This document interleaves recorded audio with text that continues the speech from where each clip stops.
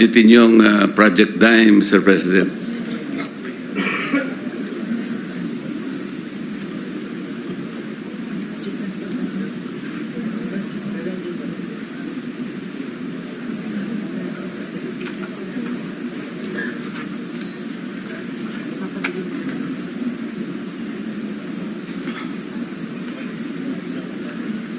Meron ho siyang budget na 9.6 million, Mr. President, sa this coming 2026. So, but ang direction po is to integrate all of the mapping activities ng national government.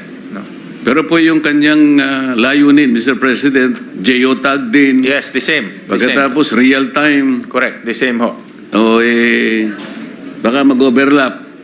Definitely, ako yun rin po ang aking tingin. So,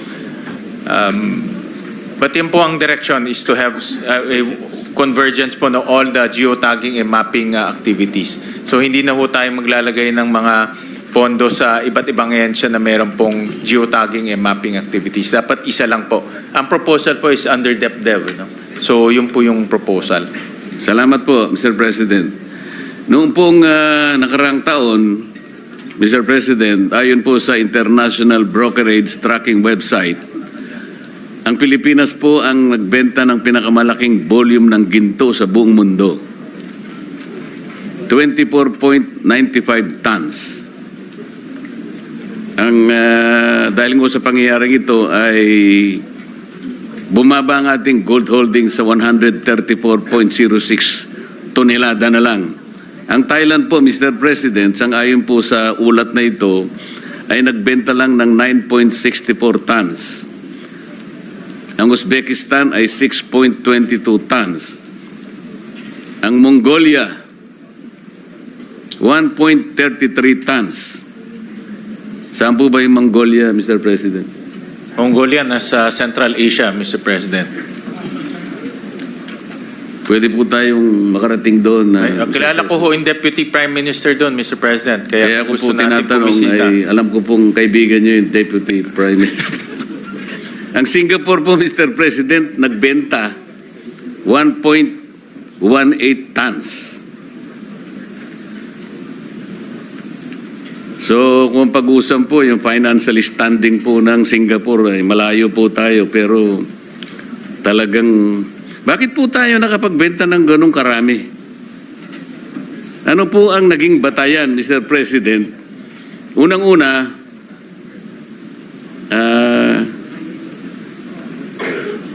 bakit po 24.95 tons kagad? Ba't di na lang 2.4, Mr. President?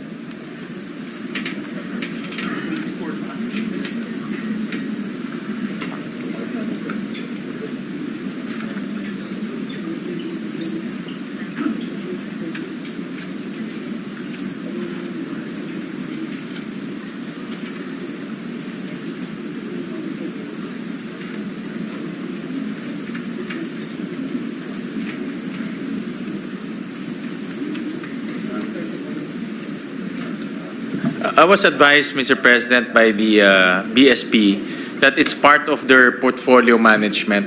So from time to time, they would adjust their portfolio depending on the situation and depending on the risk.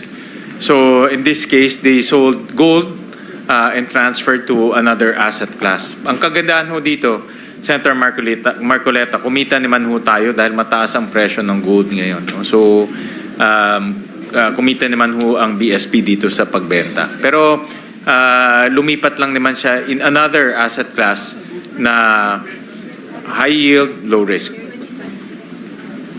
Pero, Mr. President, ngayon po ang daming nagsasabi, kahit hindi po natin tingnan yung boiling cauldron, mas mataas po ang presyo ng ginto ngayon eh.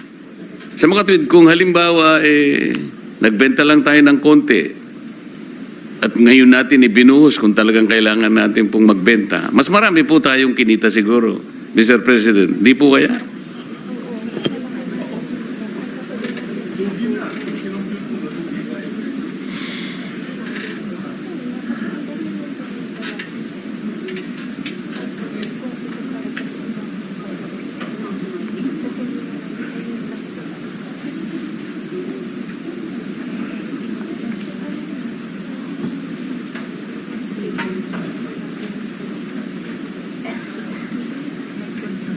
So tama ho kayo na mas mataas ho yung presyo.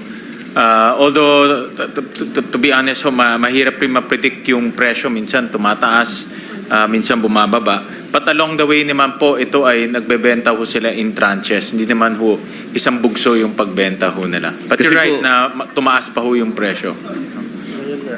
Mr. President, kasi po kung titingnan po natin yung ating gross international reserves, ito po ay kinapapalooban ng halos 5 masasabi nating paraan. Nandyan po yung ating reserve position. Kasama po ngayon ang pangalawa, yung ginto nga po. Yung ating special drawing rights, yung foreign investment, at saka yung foreign exchange.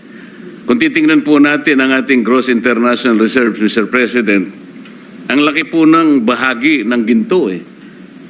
Dito po sa total nating GIR, Mr. President, $108 million. Ang representas po ng gold dyan halos $16.4 million. Kaya kung siguro binenta natin po ngayon, baka ito 16 na ito, $32 million po. Sa akin lang pong palagay naman, Mr. President. Totoo yan, no? Nakita ko nga ho na ang presyo ng ginto ngayon ay tumataas.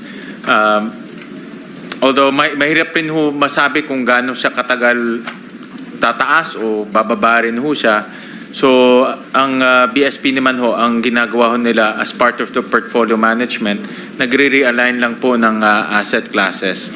So but hindi naman ho nila binenta to isang bugso, no? So kumita rin ho sila along the way kasi in tranches ho nila binebenta pataas. Pero sana po, Mr. President, ang ating BSP, mas malawak po yung kanyang pananaw. Yeah, tama ho. Kung kayo. natanaw po niya na ngayon po ay tataas po ang presyo, doon po sana natin may bebenta ng mas marami, mas malaking ganansya po ng ating bansa, Mr. President. I agree with you, Mr. President. Senator Marcoleta, na kailangan din maging practical and tingnan yung overall trend, no? So nakikita ko po yung punto ninyo na dapat mas kumbaga chinempohan ho nila na mas mataas yung presyo. Kasi po mula nung mawala na yung ginto sa gold standard natin, Bretton Woods yata yung sinasabi nila eh. Napunta na lahat sa US dollar po kasi. Kung talaga po kasing nakakabahala po kasi kung totoo po na ang ginto po natin ay isa sa ating pinaglalagakan po ng katatagan po ng ating financial situation, maski po sa ating pamilya, ugaling Pilipino na pag meron ka pong ginto, napaka makaingat eh. Hindi po natin basta-basta dinidispose. Yung ginto, parang seguridad po ito eh, Mr. President. Tama po ba? Tama ho, Mr. President. Tingnan po natin, kahapon po, Mr. President, ang ating piso ay 59.17 to the US dollar.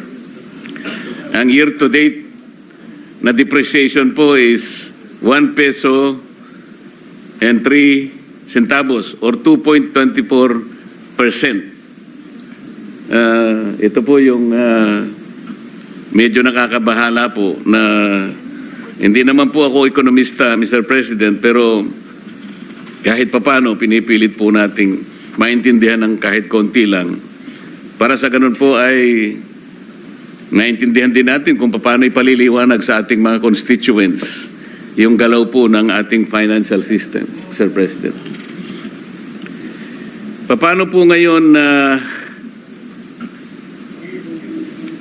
i-assess ng Department of Finance po yung recovery trajectory halimbawa natin sa harap ng tayo po ay sumadsad sa third quarter ng halos 4% lang po ang growth ng ating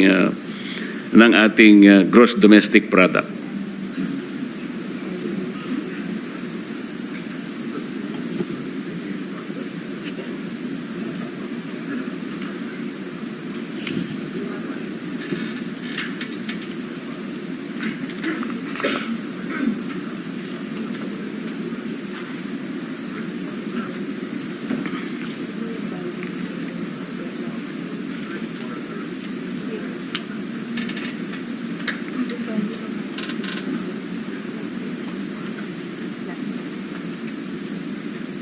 Thank you, Mr.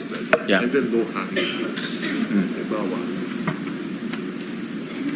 Yung value po naman sa paper po last week po, ito po yung updated na presyo. Ngayon? Well, Mr. President, talagang aminado ho tayo na dahil po dito sa issue ng flood control, bumagal po yung paggastos ng ating pamahalaan, lalo-lalo na sa construction. Kanina na pag-usapan ho natin ni Senator Ping yung laki ng contribution ng government spending, almost 25%, no, of our economy ay nasa government spending.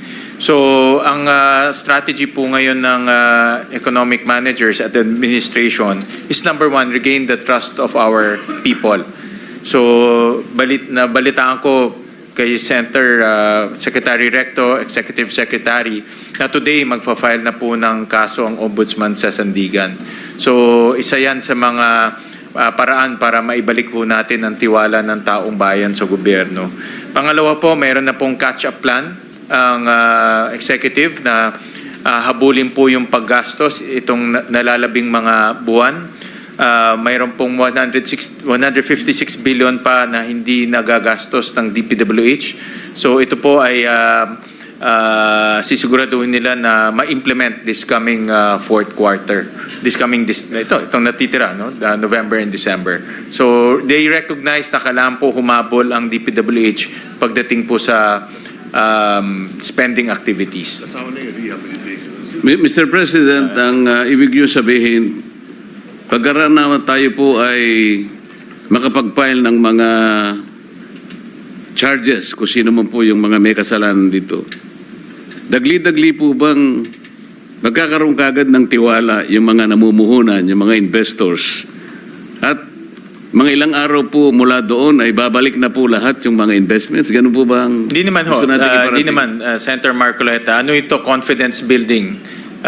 It will take time. Pero importante po yung aksyon na ginagawa po ng ating pamahalaan. At tayo lahat, actually, bilang public servants. No? So, importante po yung aksyon na ginagawa ho natin. Dahil kung wala ho tayong gagawin, wala talagang confidence building, wala hong kumpiyansang babalik. So, dapat ho maraming, mga ganito ay ginagawa po at dahan-dahan po para eventually bumalik po ang tiwala ng taong bayan. Tama po kayo. Yung public investment po talagang napakalaki ng bahagi ng kanyang i-contribute sa ating ekonomiya. Yung lamang pong public construction na maaaring apektado ngayon sapagkat nananatiling madidelay po yung mga projects natin, pati mga investors tungkol dito sa bahaging ito ay mananatiling nag-aatubili at nag-aantay. Inaakala ko po na ito ay medyo katagalan ng konti para maibalik. Ang tinatanong po natin, ano po yung gagawin natin para yung pagkukulang na ito ay madali po nating matakpan o kaya mabigyan ng solusyon, maremedyohan para hindi naman po masyadong magiging mahirap ang epektong idudulot po ng pangyayari na ginawa nitong maanumalyang flood control projects. Ang low-hanging fruit talaga ay yung government spending. No? So yun po ang kailangan mapabilis natin in the last 1.5 months. No? So yun po yung catch-up plan na ginawa na po ng executive. At sana po dun sa mga areas na talagang madaling makita po yung benepisyo. Hindi po ilalagay sa mga lugar na mananatiling stagnant po ang galaw ng ating ekonomiya, Mr. President. Tama po. Alam rin po ni Secretary Dizon na mahalaga po yung kanyang papel, hindi lang po sa pag-imbestiga, kung hindi sa pagpapatayo po ng mga infrastruktura. Dahil malaking pondo ng ating infrastructure ay nasa DPWH. Kasama din, pero as we speak, meron rin pong, ang DOTR ay isa rin pong ahensyang malaki ang infrastructure spending. So tuloy-tuloy naman ang kanyang paggagawa doon. Wala naman tayong problema sa DOTR. So itong dalawang ahensya, ang dalawa sa pinakamalaki pong infrastructure agencies ho natin. Mr. President, ang galaw po ng ating piso ngayon po ay halos 59 pesos to US dollar pa rin. Gusto nating malaman, ano po yung specific economic fundamentals po ang humina para na-pressure po ng ganito ang ating piso, Mr. President?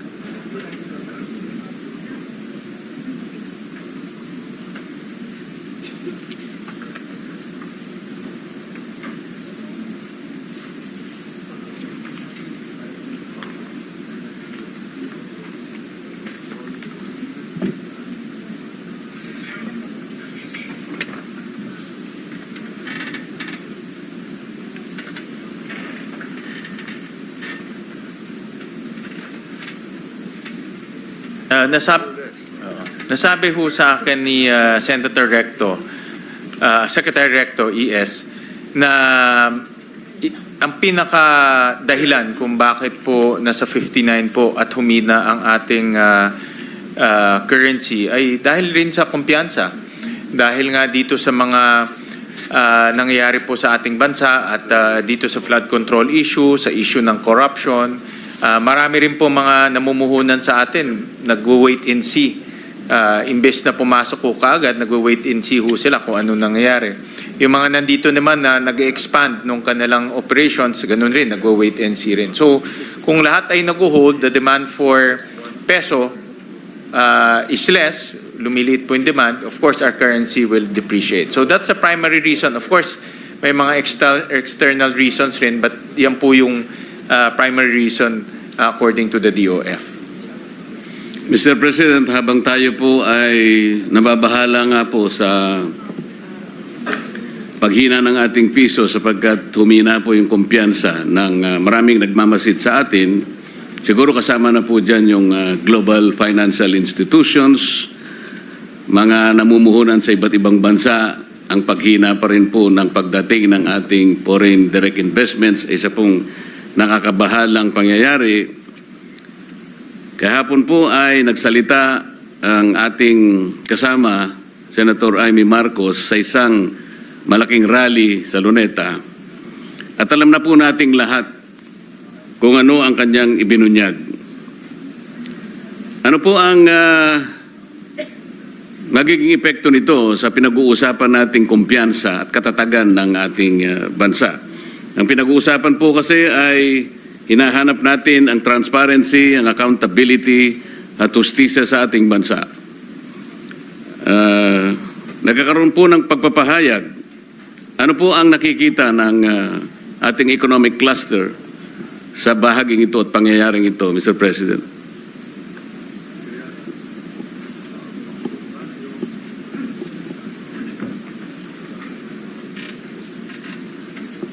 I think ang issue ho dito ay yung accountability at yung mga taong hustisya, no? Justice, accountability at yung mga taong dapat managot. Kaya ho, importante yung actions ng administration kung paano nila pananagutin itong mga taong sangkot sa issue ng flood control at corruption. Kaya talagang tinitignan din. Ako, pag nanonood po ako ng mga international news, ang focus talaga dito sa corruption issue. At kahapon nakita ko sa yung DW, yung German news agency, nakita ko sa Reuters, nakita ko po sa South China Morning Post, marami ho ay focus on corruption. So kung nababasa po ito ng mga dayuhan or international investors, ay yun talaga ang magiging issue. At tinitingnan rin nila kung paano ang gobyerno ho nating re-responde. So magandang hakbang po na meron na pong mga kasong ifa-file at kung tuloy-tuloy ho yan, mas maganda ho dahil diyan ho makikita po ng mamumuhunan sa atin na seryoso ho ang ating pamalaan sa pagpapakulong at pinaka-importante po yung panagutin yung mga nagkasala. Mr. President, ang direktang binabanggit ko po ay yung pahayag na ginawa ni Senator Amy Marcos. Narinig po ba ninyo, Mr. President? Narinig ko ho. Salamat po. Babalikan ko po, Mr. President, yung naudlot na pagtatanong ko tungkol sa Maharlika Investment Fund. Kasi hindi ko po naituloy sapagkat maging tradisyon po na kailangan po natin i-close ang interpellation dahil nga po sa pagpanaw ng ating dating senador at dating Pangulo ng Senado, Juan Ponce Enrile. Mr. President, sa Republic Act 11954, ito nga po yung Maharlika Investment Fund. Sa Section 52 po ay sinasabi na there shall be created a Maharlika Investment Fund Joint Congressional Oversight Committee, MIFJCOC, to oversee, monitor, and evaluate the implementation of RA number 11954. Meron na po ba tayong MIFJCOC, Mr. President? Meron na ho, na constitute na po. Meron na po ba tayong naging ulat, Mr. President, considering na ito pong MIF ay atin pong napagtibay 2 taon na ang nakararaan?